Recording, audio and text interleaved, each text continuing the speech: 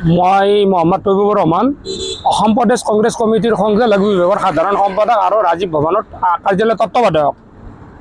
মই প্ৰায় আজি 15-16 বছৰ কংগ্ৰেছ কৰি আছোঁ। মই এইবেলি ধুই বৰলীয়াপাৰ পঞ্চায়তৰ এপি মেম্বাৰ এটা টিকেট বিচাৰিছিলোঁ। কালিলৈকে মোৰ টিকেটটো হৈ আছিল।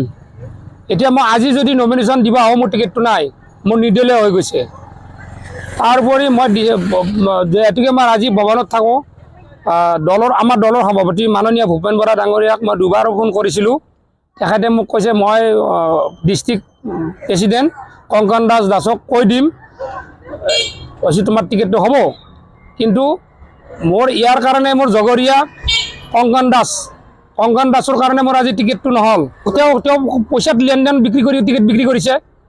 তেওঁ পইচা লেনদেন কৰিছে আজি এই টিকেটটোত। কংকন দাসে এই টিকেটটোত পইচাত বিক্ৰী হৈ গৈছে।